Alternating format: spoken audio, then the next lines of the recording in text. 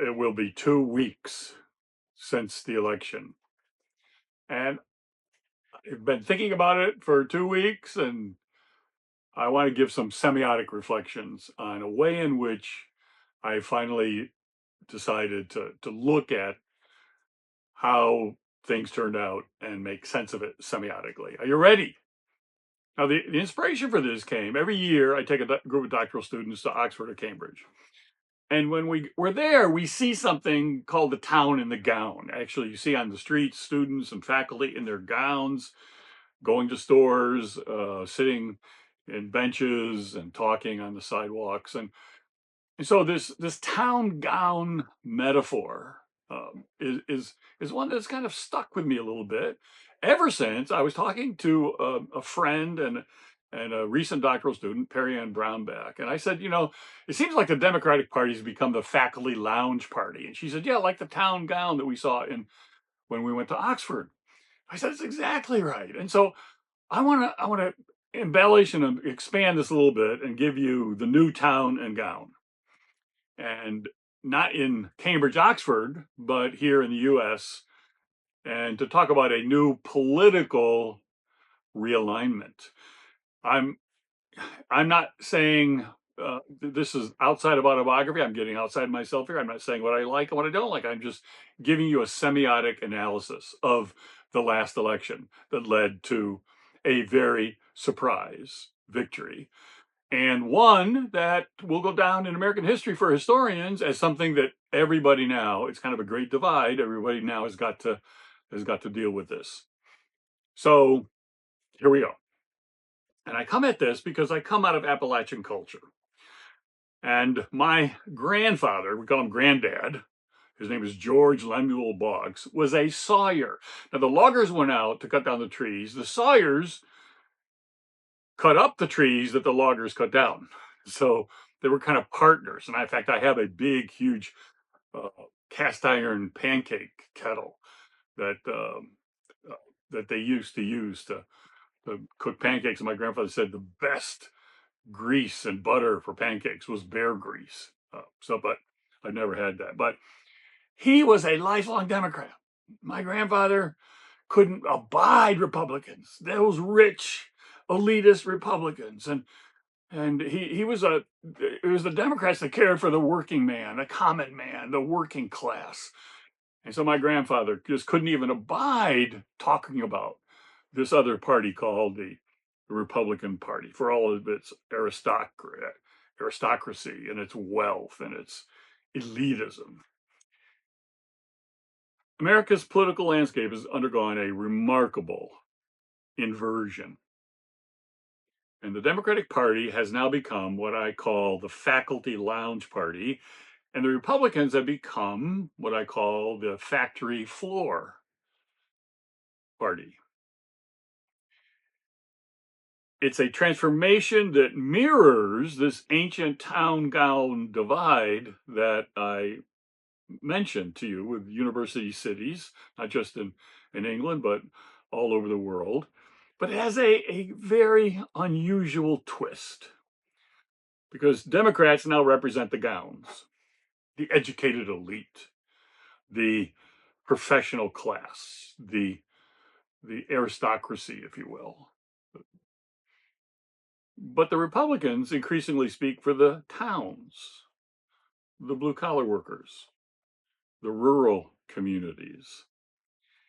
And this realignment carries echoes of the traditional town gown dynamic, where townspeople had to understand the university crowd because they served them and they serviced them, and they had to do so in a way in which they had to listen to the gowns, while academics could remain comfortably insulated and isolated in their ivory towers and didn't really need to listen to the towns except to tell them what they should do and how they should serve them.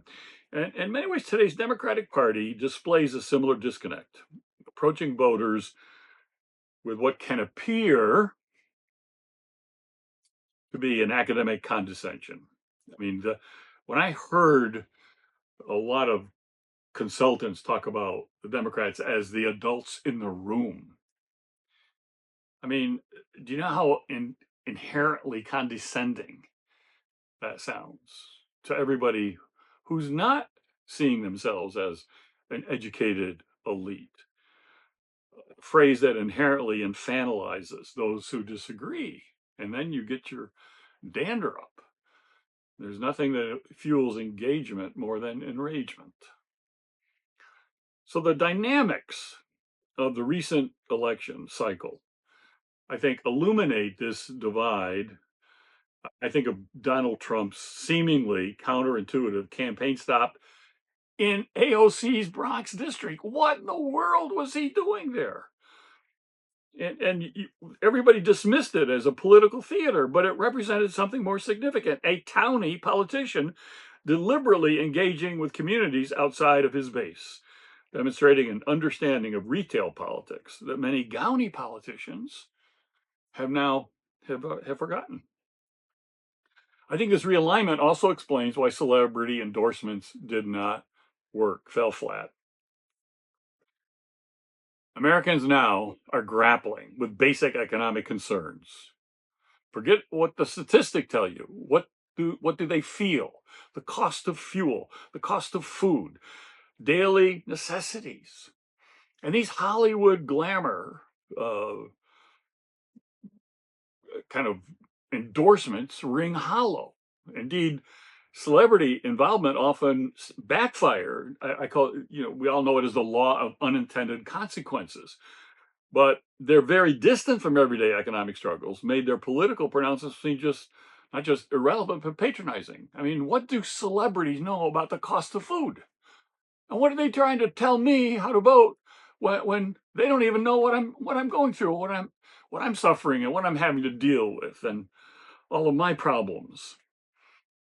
And this transformation of the town and gown flip would have bewildered my grandfather's generation, because the party that once prided itself on representing sawyers and steel workers now finds its strongest support among college professors, coastal professionals, and white collars. Meanwhile, the party once associated with business elites and the robber barons increasingly draws its energy from the working class and the common people. And this reversal reflects not just a political realignment, but a fundamental shift in how Americans understand class, culture, and representation in their democracy. I live on an island, Orcas Island, and it's a relatively small island. And so everybody here has to deal with everybody on a daily basis. And so you can't make enemies here. But on this island, there's a nobility. I mean, the people that you pander to, the people that you absolutely don't want to make angry at you in any way. And the nobility are the plumbers, the electricians, the roofers. These are the people that are the highest status on an island, because everybody needs them more than anybody else. Somebody can retire with $1 billion here, but you need the plumber. And so this is the nobility on this island are the working class people, and they're the ones, if you can hire them and they kind of interview you to see whether they're going to agree to you hiring them, then once you do hire them, you got to worry about them not firing you. And I'm speaking from experience here, because I got fired by a plumber. He was putting in kind of a little table where you fold clothes next to a washer dryer. And I wanted the plumbing for the washer and dryer to go under the table. He wanted to go above the table. I said, no, it's got to go under the table. It looks ugly and takes up space if you put it above the table. And he goes, no, I'm putting it under the table. Well, I said, why do you insist on putting it under the table? And he goes, because when something goes wrong or it takes a leak or it breaks, I got to go underneath the table to fix it. And I don't want to have to get down on my hands and knees and do that. I said, but I'm hoping it won't go wrong for a decade or maybe more. And by the And I got to live with the ugliness and with the broach space on the table. He said, okay, what's it going to be? Above the table or under the table? And I said, well, under the table. He said, okay, put it in yourself. Um, and if it's not going to go above the table, or I get to it and fix it quickly, um, you can find somebody else to do it. And he walked away. I mean, he fired me. So the nobility here, the top of the ladder, are not the traditional tops of the ladder. The tops of the ladder, Mike Rowe of Dirty Jobs, is the patron saint. He's the one that's been prophesying this, and he's the one that turned out to be right. The importance of working class people. They keep everything moving, and we ought to celebrate them. I had an electrician who was putting in a heating unit, and he and his colleague were complaining that they were only getting $400 an hour when they thought they deserved $600 an hour to do this job. And, okay, um, how many? Are you kidding me? So we have a new town gown realignment. I want to tell a little story here that I think offers a cautionary tale for both sides of the town gown divide that is forming here in America. It's 1355, and Oxford has a dispute over tavern wine between the scholars, the Gownies, and the townspeople. And it escalated into literally fighting in the streets. It was called St. Scholastic's Day Riot. The town's residents, fed up with the academic arrogance of the Gownies, rose up against the university, and the townspeople won the immediate battle decisively. They killed dozens of scholars in a violent uprising.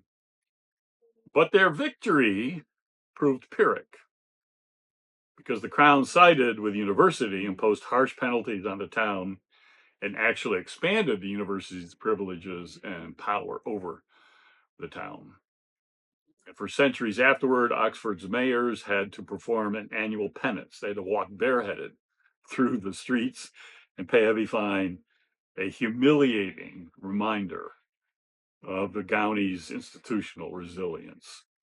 And so this medieval cautionary tale speaks to both sides of today's political divide. And I end with this. To the Gownies, hear this. To today's political establishment, hear this. You are warned. Elite condescension and dismissal of ordinary citizens' concerns can spark a powerful populist backlash.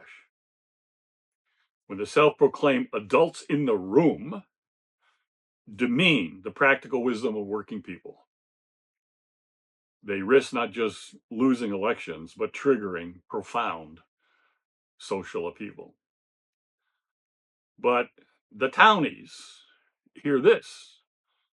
You better take heed, because populist uprisings may win dramatic battles, but the Gownies have power that is deeply entrenched in institutions and universities and media and bureaucracies and corporations and foundations.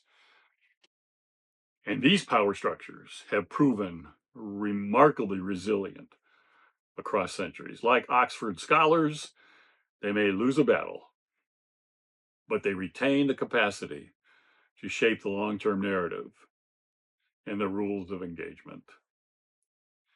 In US American politics, as in medieval Oxford, lasting change requires more than momentary victory. It demands sustained engagement with the institutional frameworks that truly govern society. So, town gown,